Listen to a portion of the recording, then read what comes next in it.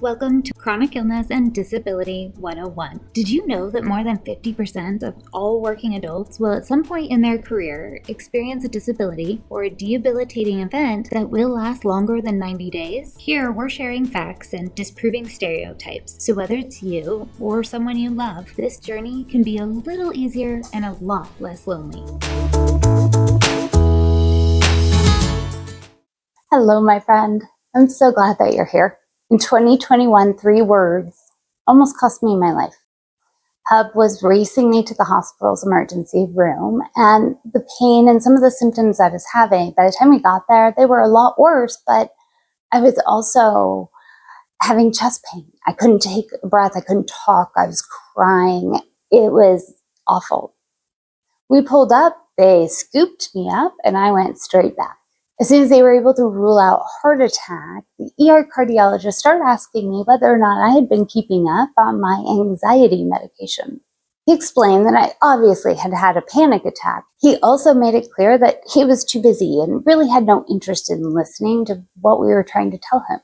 Had he taken a moment to listen, he would have known that of course I had a panic attack. It was just over a month ago that I had showed up at that same emergency room with this same issue. And even today, we don't know how I survived that. Medical PTSD is real and it is brutal and it does not always show up when it's convenient. This time, I knew what was happening. I knew what I was going to be facing, and I also knew that I was starting from a much weaker position than I had the time before. I was terrified.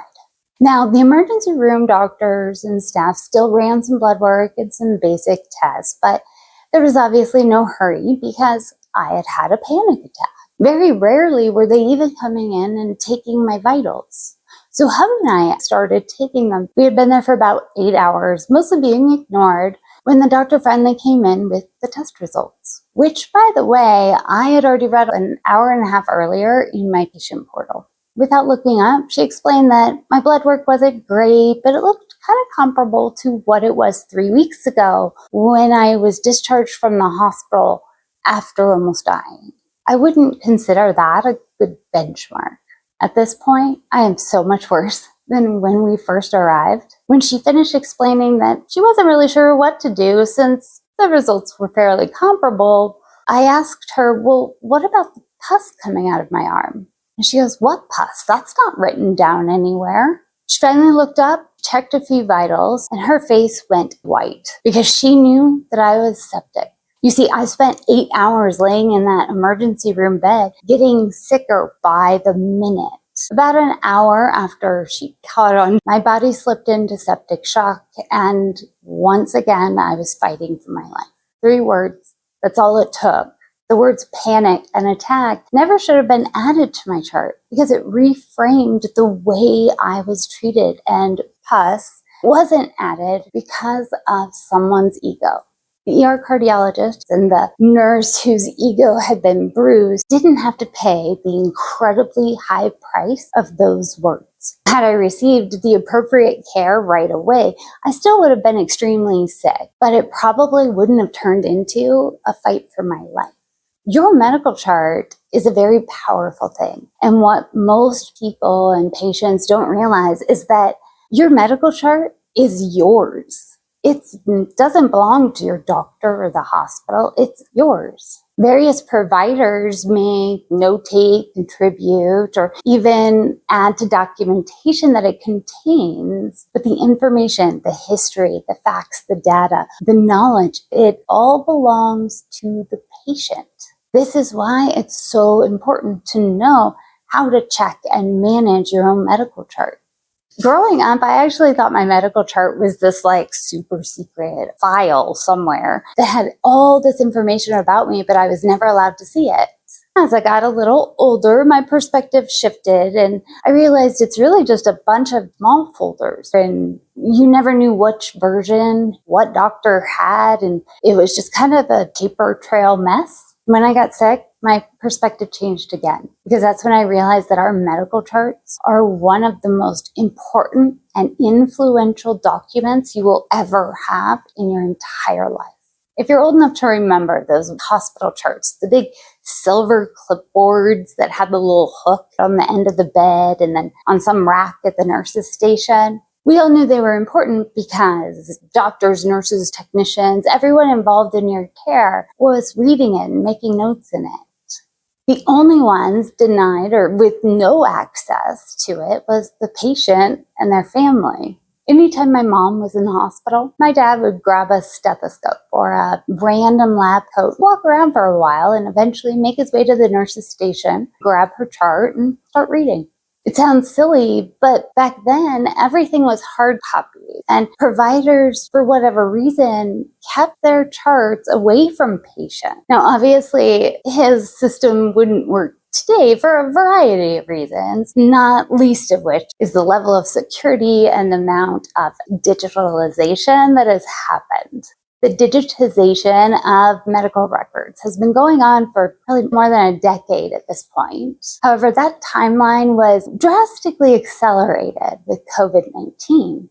Now that records are digital, they are more easily shared between providers. As someone who is working with a whole lot of specialists and different doctors, having digital medical records means that it is so much easier for me to share valuable information, medical reports, testing, notes, whatever, with everyone has made a huge difference in the coordination and collaboration of my care. And it's also given me a way to participate and to educate myself on what is happening. I can actually read findings and I can see what's going on so that if I do have questions, I know what I'm asking, because you have to remember, especially in the medical world, as patients, we don't even know what we don't know.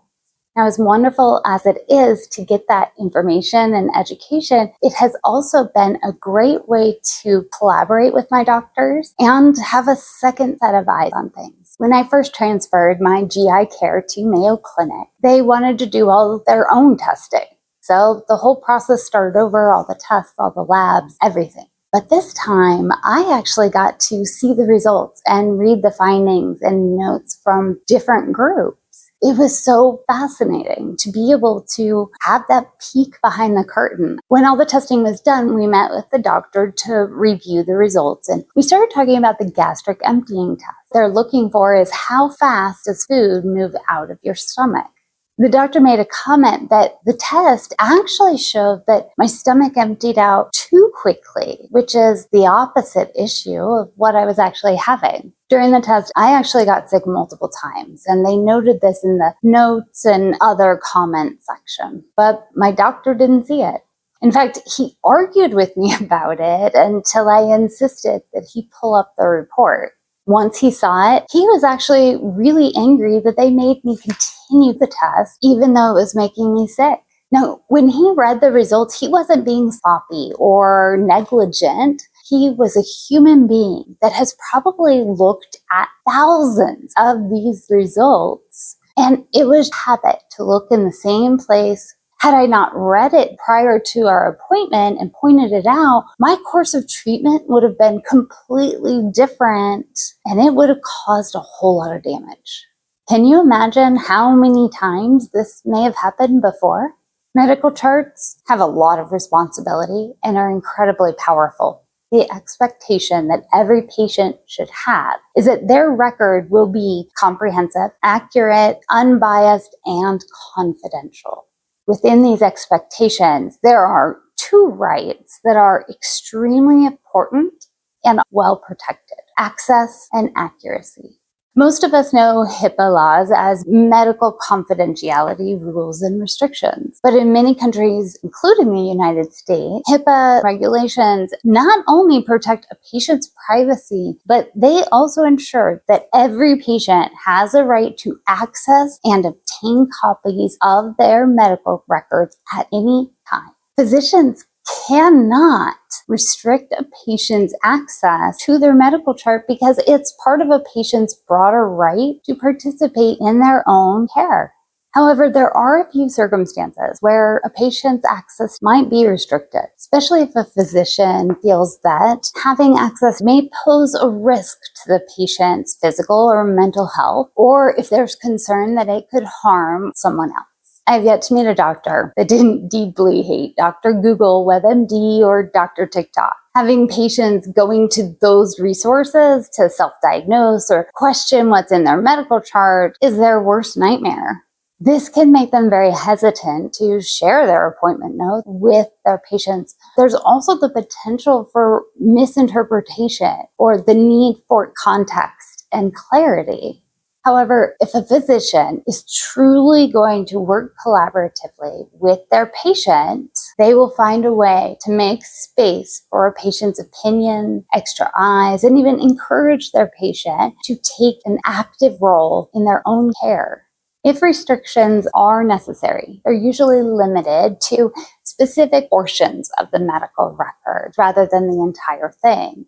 If this does happen, the doctor should be providing the patient with a detailed explanation of what was restricted, why it was restricted, and what the process is for requesting a review or an appeal, or maybe even alternative options such as a joint chart review. If this isn't automatically provided, make sure you ask for it. Patients who believe that access to their medical charts are being unreasonably denied can consult a patient advocacy group or a lawyer in your area that's familiar with this type of situation. In our chronic illness resource guide, I have a list of patient advocates and legal assistance that's available for patients. Like I said before, our medical charts are ours. They are a very important and influential document, and the key to making them work for us is assuring that we have access and accuracy. We've discussed access, so let's talk a little bit about accuracy. Patients at least once a year should look through their medical chart, check for accuracy, completeness. If there's something you don't understand, ask for an understandable explanation. And if you find discrepancies, errors, or missing information, take notes of those so that you can get them addressed. To make this easy, I did create a medical chart review checklist. You can download it for free on the website. If you believe that there are instances of biased information, such as assumptions, mental health discrimination, stereotypes, subjective judgments, anything like that that could have influenced your medical care, you need to take note of each and every instance. Most practices and healthcare providers have a system in place to address these types of concern. Start there. Tell them that you want to have an unbiased, complete, and accurate medical chart. Most of the time, it starts with you making a written request for the corrections as well as an in-person meeting. When it's time to meet, bring not only your notes, but any supporting evidence you have that contradicts what is in your chart. Supporting evidence doesn't have to feel scary. It can be test results, medical records, statements from other physicians participating in your care, or any valid information that contradicts that biased information. Keep a copy of all your notes, all the evidence, and follow up. Make sure that the changes are made and that you are happy with what the result is. When information is missing, you want to advocate for your chart to be completely comprehensive. You can do this by requesting that all information relative to your healthcare is included. That means things like treatments, procedures, surgeries, your informed consent, copies of advance directives and end-of-life preferences, along with medical tests, images, finding reports, even discussions, referrals, or recommendations should all be clearly documented in your chart. If there are inaccuracies or discrepancies and you are not okay with how it's being addressed, you can ask to include a patient's letter expressing what the inaccuracies are and why you feel that they need to be changed. In order to have a complete and unbiased medical chart, everything that's included must be correct. Wrong or incomplete information just delays the diagnostic process, your treatment, insurance claims, disputes, and can even lead to patient harm and death. Not to mention the physical and emotional trauma that is felt by patients and their families because they're getting frustrated and anxious, even feeling dismissed because their concerns and symptoms aren't being portrayed accurately, and therefore they're not being treated accurately.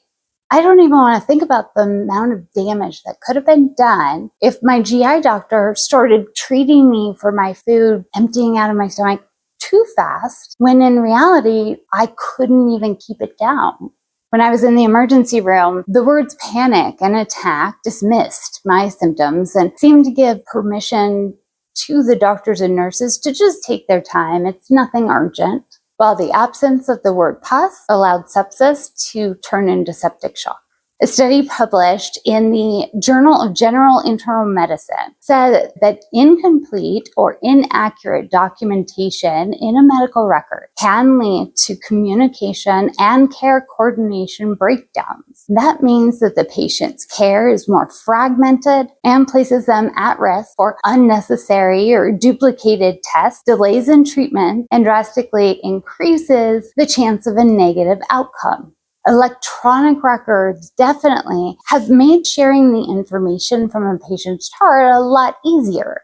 However, if there is incorrect information or documentation, everyone has that incorrect information, which makes it really hard to correct. Like the saying goes, garbage in, garbage out.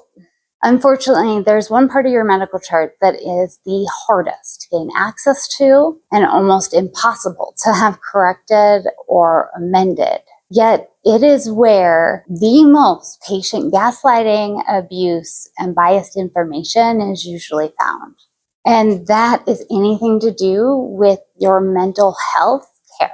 Within your chart, look closely, make sure things are being documented in an unbiased and fair way, and that any concerns you have are immediately addressed. Did you know that women are 50% more likely than men to be misdiagnosed while having a heart attack? It's because a woman's heart attack symptoms are a racing heart, trouble breathing, feeling lightheaded, nauseous, maybe some pain. These symptoms are easily discounted as anxiety rather than signs of a life-threatening situation, especially because women are exponentially more likely to be diagnosed with anxieties in an emergency room, while men with the same symptoms are usually diagnosed with stress.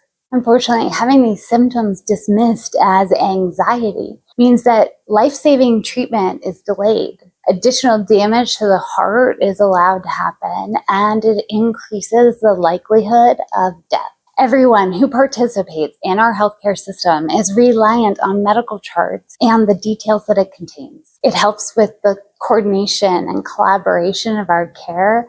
In an emergency situation, digital access to your medical records gives trauma and emergency responders immediate access to life-saving information, such as allergies, medications, or pre-existing conditions. With real-time access, a patient won't be given medication or treatment that could further complicate a medical emergency.